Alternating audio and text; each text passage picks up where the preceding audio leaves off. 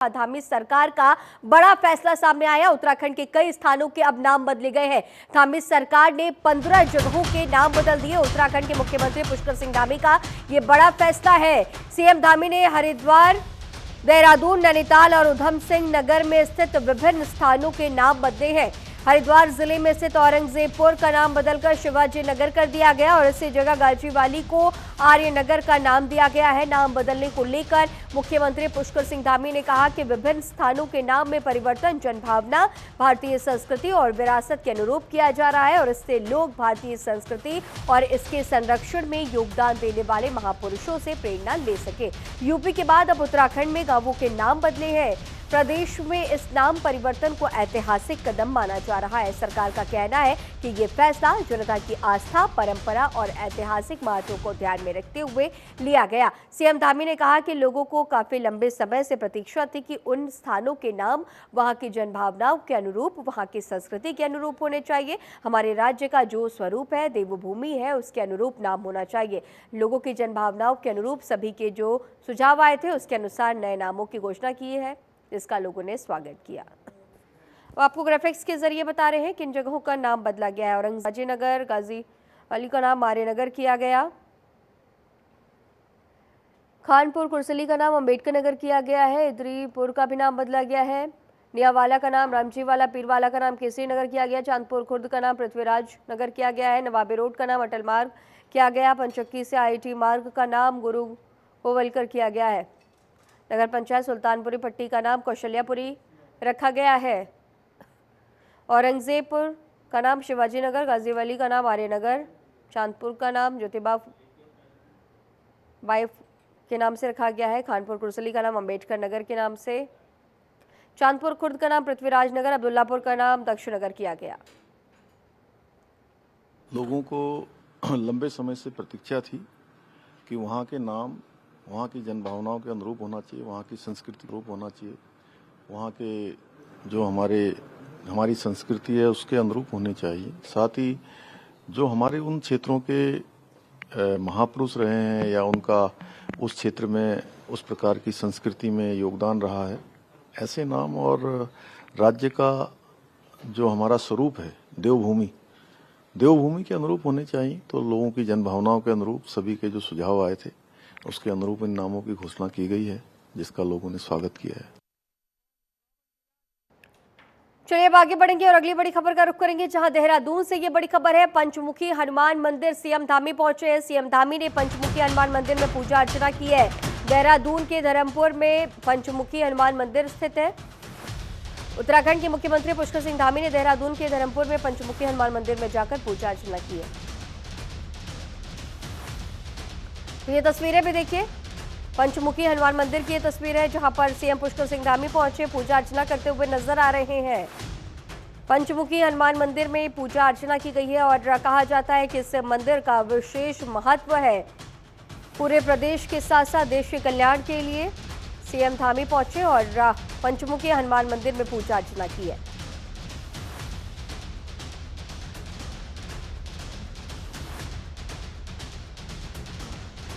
CM Dhami ने पंचमुखी हनुमान मंदिर में पूजा अर्चना की है। देहरादून के धर्मपुर में ये पंचमुखी हनुमान मंदिर स्थित है। सीएम धामी ने वन एवं ऊर्जा विभाग के साथ बड़ी बैठक की है। सचिवालय में ये बैठक का आयोजन किया गया। अधिकारियों से चर्चा कर सीएम ने तमाम जरूरी दिशा निर्देश दिए हैं। तो ये बड़ी खबर, जहां सचिवालय में ये बड़ी बैठक की गई है। वन एवं ऊर्जा विभाग की समीक्षा बैठक में सीएम पहुंचे और तमाम जरूरी दिशा निर्देश देते हुए नजर आए।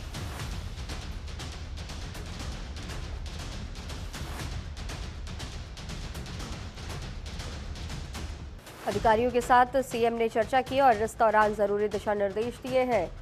सचिवालय में इस खास बैठक का आयोजन किया गया है।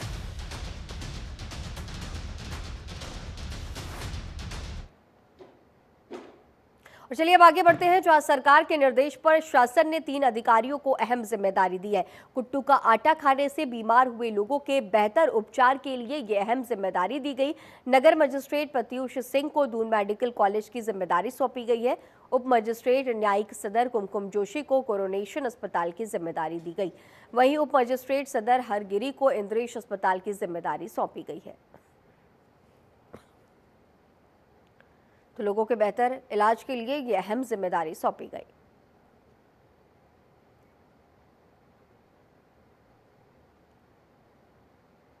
और चलिए अब आगे बढ़ेंगे, जहां उत्तराखंड के नए मुख्य सचिव के तौर पर आनंद वर्धन ने अपना पदभार ग्रहण कर लिया है। सचिवालय में उन्होंने पदभार ग्रहण किया। मुख्य सचिव के पद से राधा रतूड़ी रिटायर हो गई हैं। ऐसे में नए मुख्य सचिव के रूप में आनंद वर्धन ने अपना पदभार ग्रहण किया है। मीडिया से अपनी प्राथमिकता बताते हुए उन्होंने कहा कि प्रदेश में बेहतर काम करने की उनकी कोशिश होगी।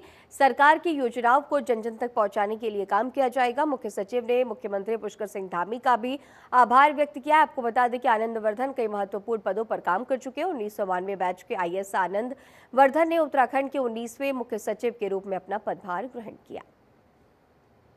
देखिए, सर्वप्रथम तो मैं माननीय मुख्यमंत्री जी का हृदय से आभार व्यक्त करना चाहूंगा, क्योंकि उन्होंने मुझे ये जिम्मेवारी सौंपी है और हम अपनी पूरी कोशिश करेंगे निष्ठा से, मेहनत से। जो भी मुख्यमंत्री जी की प्रोग्राम्स हैं, नीतियां हैं, जो सरकार की नीतियां हैं, उसको सफलतापूर्वक हम राज्य के विकास में संचालित करें। उत्तराखंड में देहरादून के बाद हरिद्वार जिले में भी कुट्टू के आटे से बने पकवान खाने से कई लोगों के बीमार होने का मामला सामने आया। हरिद्वार के लक्सर क्षेत्र में 18 लोगों के बीमार होने की सूचना है, जिन्हें हॉस्पिटल में भर्ती कराया गया। मामले की जानकारी मिलते ही स्वास्थ्य मंत्री धन सिंह रावत भी हरिद्वार पहुंचे और जानकारी ली है। वहीं मंत्री धन सिंह रावत ने बताया कि खराब आटा बेचने वाले दुकानदारों के खिलाफ कड़ी कार्रवाई के आदेश दिए गए। साथ ही दुकानों को सील भी किया जा रहा है और उनका लाइसेंस भी रद्द किया जाएगा, ताकि भविष्य में कोई ऐसा न कर सके। वहीं अब खाद्य विभाग में 15 और कर्मियों को लगाकर हरिद्वार देहरादून की दुकानों के सैंपल लिए जाएंगे। प्रशासन ने लोगों से अपील की है कि वो कुट्टू और सिंगाड़े के बाजार से मिलने वाले आटे का इस्तेमाल न करें। अगर हो सके तो स्वयं साबुत कुट्टू और सिंगाड़ा पिसवा कर इसका इस्तेमाल करें। साथ ही प्रशासन ने साफ किया कि मिलावटखोरों को बख्शा नहीं जाएगा। आप देख रहे होंगे कि सुबह मैं देहरादून हॉस्पिटल गया था और 60 लोग वहाँ बीमार हुए थे और ये भी पता चल गया कि किस दुकान से वो आटा आया था। ये भी पता चल गया कि किस मंडी से आया था। ये सारी बातें आइडेंटिफाई हो गई हैं और तत्काल प्रभाव से उन दुकानों को सीज भी कर दिया गया, उनके खिलाफ कार्रवाई भी कर दी गई। हमारे माननीय मुख्यमंत्री जी भी आज सब हॉस्पिटल में मरीजों को देखने गए थे। मैं कह सकता हूँ कि सभी मरीज अब खतरे से बाहर हैं। अभी मैं हरिद्वार आया हूँ तो यहाँ भी 18 मरीज जो है हमारे जो लक्सर क्षेत्र है वहाँ पे बीमार हुए हैं। मेरे CMO भी गए थे वहाँ, मेरी भी लगातार बात हो गई है। मैं भी हॉस्पिटल गया था, तो यहाँ भी जिलाधिकारी को भी और खाद्य सुरक्षा विभाग को भी आदेश दे दिए हैं कि जहाँ से भी ये आटे की सप्लाई हुई है उनके खिलाफ कार्रवाई भी करने के निर्देश दे दिए गए हैं और उनकी दुकानों को सीज करने के भी निर्देश दे दिए गए। वो देहरादून का तो कनेक्शन यह है कि वो सहारनपुर से आया है के कड़े निर्देश दिए जा रहे हैं और जो भी मिलावटखोरी कर रहा है उन्हें बख्शा नहीं जाएगा, ऐसा कहा गया। अब चलिए आगे बढ़ेंगे। लोकसभा में अवैध खनन को लेकर त्रिवेंद्र सिंह रावत के बयान से उत्तराखंड की सियासत में हलचल तेज है। जहां एक तरफ सरकार के ही अधिकारी ने त्रिवेंद्र सिंह रावत के बयान का खंडन कर दिया, वहीं कांग्रेस भी अवैध खनन मामले पर सरकार को कटघरे में खड़ा कर रही है। अब बीजेपी प्रदेश अध्यक्ष महेंद्र भट्ट ने भी प्रदेश में अवैध खनन की बात को नकार दिया। उन्होंने कहा कि उनके बयान को किसी व्यक्ति विशेष से जोड़कर न देखा जाए, क्योंकि उन्होंने व्यापक जनहित को ध्यान में रखते हुए ये मुद्दा उठाया था। वहीं बीजेपी प्रदेश अध्यक्ष महेंद्र भट्ट ने मीडिया को जानकारी देते हुए बताया कि त्रिवेंद्र सिंह रावत ने किसी भी तरह का अपमानजनक शब्द का इस्तेमाल नहीं किया। साथ ही साथ मीडिया में जो बातें प्रसारित हो रही हैं कि IAS एसोसिएशन के द्वारा मुख्यमंत्री को एक पत्र लिखा गया, ये भी महज एक अफवाह मात्र है। प्रमाणिकता नहीं है। मेरे सांसद ने किसी अधिकारी को लेकर नहीं बोला है। किस एंगल से कौन कहाँ उठा रहा मैं नहीं कह सकता इस बात को, लेकिन किसी भी सांसद ने किसी अधिकारी के लिए कोई बात नहीं की है, मैं प्रमाणिकता से कह सकता हूँ। बाकी इसकी स्पष्टीकरण लेना हो तो आप बेंच से ले सकते हैं। उन्होंने अधिकारी के लिए बोला कि नहीं बोला, सत्य है कि नहीं बोला। सर आप लेंगे उनसे? नहीं लिया, नहीं बोला ना, मैं दावे से कर रहा हूँ किसी अधिकारी ने नहीं बोला। किसके लिए बोला, किस बात पे बोला, इसका उत्तर वही देंगे। देखो बीजेपी अनुशासित पार्टी है, यहाँ कोई विषय अपने द्वारा किसी प्रकार से कोई उठाता नहीं है। इस प्रकार की चर्चा केवल सोशल मीडिया जगत की रहती है, ठीक है ना। लेकिन भारतीय जनता पार्टी जब आंतरिक पक्ष में इसकी समीक्षा करती है तो मैं दावे से कह सकता हूँ इस प्रकार कोई तथ्य किसी प्रकार का विषय किसी एंगल तक नहीं है। प्रदेश सरकार के 3 साल के कार्यकाल को लेकर बीजेपी प्रदेश अध्यक्ष महेंद्र भट्ट ने पत्रकार वार्ता की। इस मौके पर उन्होंने सरकार के 3 वर्ष के कार्यकाल को बेमिसाल बताते हुए किए गए कार्यों का व्याख्यान किया। उन्होंने कहा है कि देश का पहला राज्य उत्तराखंड बना है जिसने राज्य में यूसीसी की गंगा बहाई। उन्होंने ये भी कहा कि कई कानून ऐसे बने हैं जो ऐतिहासिक है। वहीं उन्होंने ये भी कहा है कि प्रधानमंत्री की अगुवाई में प्रदेश लगातार विकास की राह पर आगे बढ़ रहा है। बेरोजगार युवाओं को अभी तक 22,000 से ज्यादा सरकारी नौकरियां दी गई हैं। स्वरोजगार की दिशा में भी राज्य सरकार ने अहम कदम उठाए हैं। केंद्र का सहयोग राज्य सरकार को लगातार मिल रहा है और यही कारण है कि कई लंबित परियोजनाओं को केंद्र सरकार ने स्वीकृति प्रदान की है।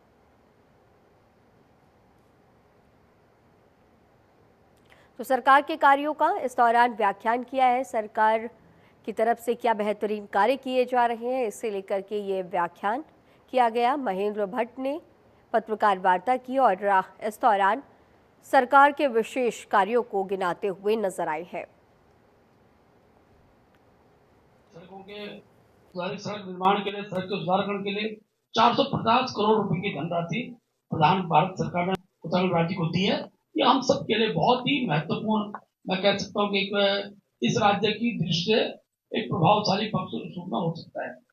मित्रों, सरकार जब काम करती है तो आज मैं इस बात को इसलिए कह रहा हूँ कि काम के आधार पर प्रश्न खड़ा करे तो विपक्ष में उतना नैतिक बल नहीं है। हमारे अच्छे किए गए कार्यों के विरोध करने के अलावा विपक्ष में कोई मुद्दा नहीं है। आज कांग्रेस पूरी तरह मुद्दा विहीन है, नेतृत्व विहीन है। और मैं इस बात को इसलिए कह रहा हूं कि ऐसे विषय उठाकर लाना जिन विषयों का राज्य के विकास से कोई संबंध नहीं है, ऐसे विषयों पर ही कांग्रेस राजनीति कर रही है। पिछले दिनों का घटनाक्रम है और मैं इस बात को बार बार याद दिलाता हूं, बार बार कहता भी हूं कि आखिरकार देवभूमि का जो देवतुल्य स्वरूप है, उस स्वरूप के अंदर किस प्रकार की बातें की जानी चाहिए, इस पर अंकुश लगाने का उत्तरदायित्व भी दल के नाते दल के मुखियों का रहता है। और उत्तरकाशी जनपद में पर्यटन स्थल गंगोत्री नेशनल पार्क के चारों गेट देश विदेशों के पर्यटकों के लिए खोल दिए गए। इस साल पर्यटकों के आने की उम्मीदें ज्यादा जताई जा रही हैं। इस बार पर्यटक खूबसूरत गंगोत्री नेशनल पार्क का दीदार करेंगे। गंगोत्री गौमुख ट्रैक मार्ग से इस बार जगह जगह भूस्खलन हुआ, जिसको अभी 2 सप्ताह के अंतराल में ठीक करने का प्रयास गंगोत्री नेशनल पार्क कर रहा है।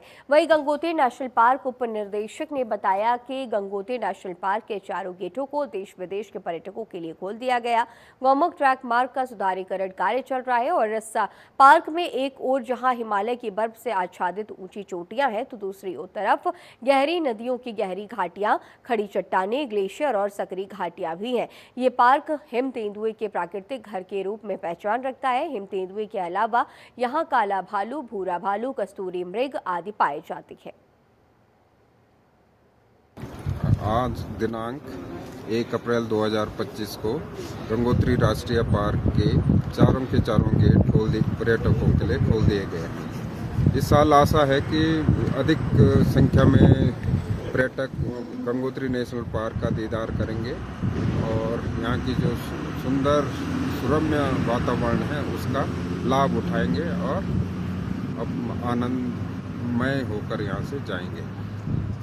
जैसे कि गंगोत्री गौमुख जो ट्रैक रूट है वो भारी हिमपात व भूस्खलन होने के कारण अभी जगह जगह उसमें मरम्मत का कार्य किया जाना है, जो कि अभी गतिमान है और हम आशा करते हैं जल्द ही वो ट्रैक मार्ग पर्यटकों के लिए खोल दिया जाए।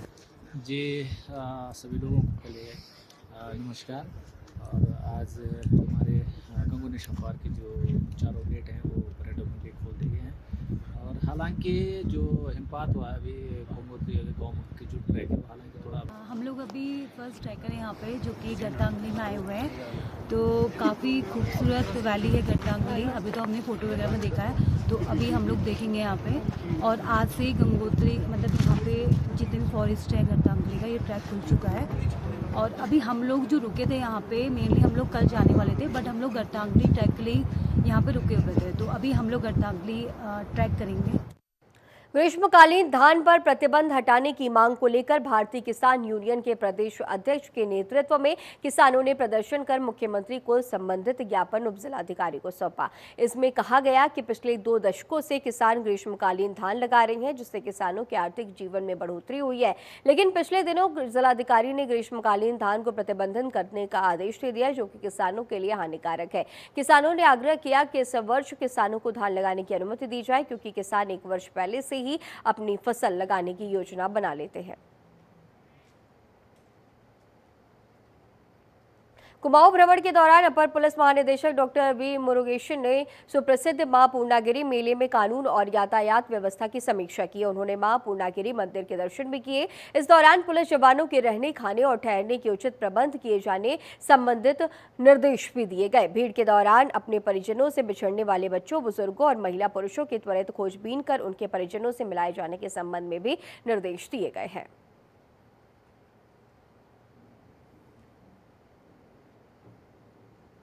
ईद पर सलमान खान की फिल्म रिलीज हुई, जिसको देखने के लिए लोगों का जमावड़ा लग गया। हरिद्वार के एक मॉल में सिनेमा में करीब 1.5 घंटे की फिल्म लोगों ने बिना आवाज के देख ली। उसके बाद पता चला कि तकनीकी कारणों की वजह से फिल्म में आवाज ही नहीं आ रही थी, जिससे लोग गुस्सा हो गए और सिनेमा प्रशासन से कहासुनी करने लगे। मामले की गंभीरता को देखते हुए सिनेमा के उच्च अधिकारियों द्वारा पुलिस प्रशासन को सूचना दी गई, जहां मौके पर पहुंचकर पुलिस ने मोर्चा संभाला। बढ़ती भीड़ को देखते हुए सिनेमा प्रशासन ने फैसला लिया कि जो लोग मूवी देख रहे थे उनका पैसा वापस कर दिया जाएगा। जिन लोगों ने कैश देकर टिकट खरीदा था, कैश काउंटर से उनका पैसा रिफंड कर दिया गया, जबकि ऑनलाइन वालों को ऑनलाइन के माध्यम से ही पैसा वापस होगा।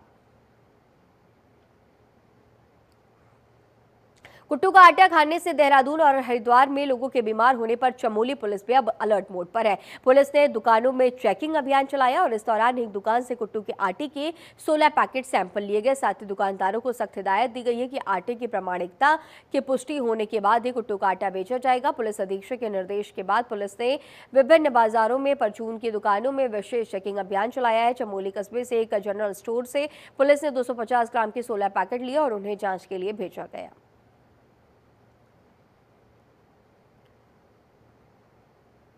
फायर सीजन शुरू होते ही वन विभाग के लिए वनाग्नि पर काबू पाना एक बड़ी चुनौती है। गर्मी का सीजन शुरू होते ही जंगलों में आग लगने का सिलसिला शुरू हो जाता है। वही अल्मोड़ा जिले के विकासखंड सल्ट में प्रभागीय वनाधिकारी, उप प्रभागीय वनाधिकारी के निर्देश पर मास्टर क्रूज स्टेशन मुहान में 1 दिवसीय प्रशिक्षण दिया गया। प्रशिक्षण कार्यक्रम की अध्यक्षता वन क्षेत्राधिकारी ने की। वन क्षेत्राधिकारी ने प्रशिक्षण कार्यक्रम में क्रूज स्टेशन में व्यवस्था को चाक चौबंद करने के निर्देश दिए। ड्यूटी के दौरान सभी कर्मचारी और फायर वाचरू मौके पर तैनात किए गए, जिससे कि वनाग्नि घटनाओं को रोका जा सके।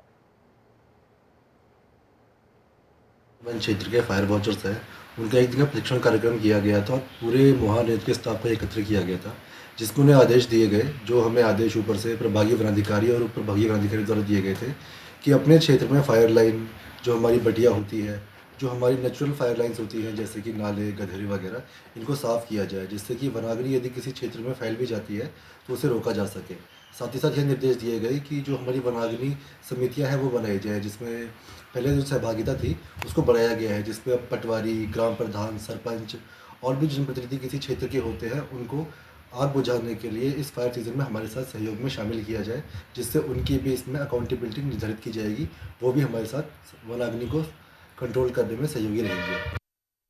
पुलिस ने वर्क फ्रॉम होम के नाम पर साइबर धोखाधड़ी करने वाले गिरोह के एक और इनामी सदस्य को हरियाणा से गिरफ्तार कर लिया।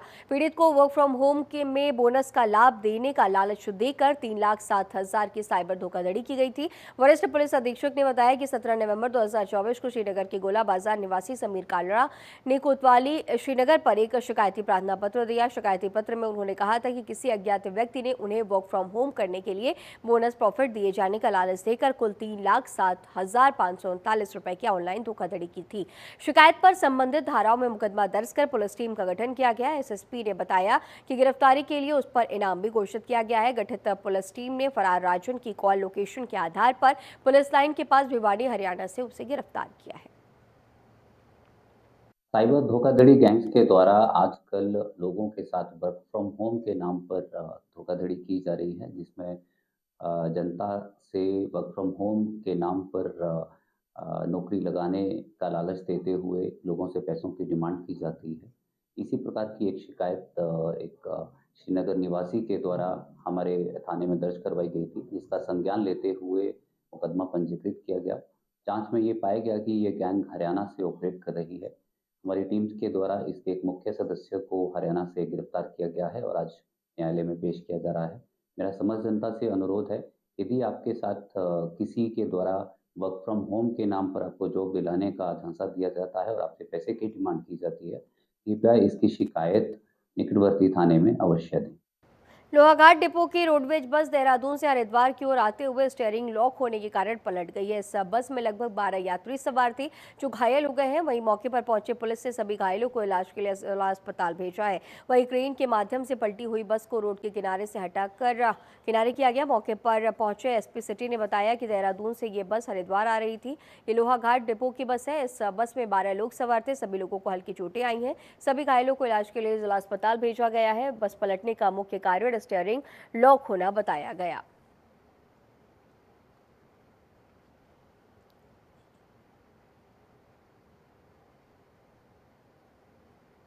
अब चलिए आगे बढ़ेंगे, जहां हरिद्वार के सिटकुल थाना क्षेत्र में भीषण सड़क हादसा हुआ है। क्रेन की चपेट में आने से एक फैक्ट्री कर्मचारी की दर्दनाक मौत हो गई। हादसा उस वक्त हुआ जब कर्मचारी रोज की तरह फैक्ट्री में काम खत्म कर अपने घर लौट रहा था। जैसे ही कर्मचारी चौक के पास पहुंचा, अचानक एक क्रेन ने उसे टक्कर मार दी है। टक्कर इतनी भीषण थी कि कर्मचारी ने मौके पर ही दम तोड़ दिया। हादसे के बाद क्रेन चालक मौके से फरार हो गया है। पुलिस ने घटनास्थल से साक्ष्य जुटाकर जांच शुरू कर दी। इस दर्दनाक हादसे के बाद इलाके में हड़कंप मच गया। पुलिस फरार क्रेन चालक की तलाश में जुटी हुई है। क्रेन चालक की तलाश में पुलिस जुटी हुई है। ये दर्दनाक हादसा हरिद्वार का ये पूरा मामला है, जहां देर रात ये भीषण हादसा हुआ। अपने काम से वापस ये व्यक्ति लौट रहा था और इसी दौरान ये भीषण हादसा हुआ है। सिटकुल में ये दर्दनाक हादसा, क्रेन की चपेट में आने से कर्मचारी की मौत हो गई है। और उत्तराखंड के इस खास बुलेटिन में फिलहाल इतना ही। खबरों का सिलसिला लगातार जारी रहेगा। बने रहिए जनतंत्र टीवी के साथ। नमस्कार।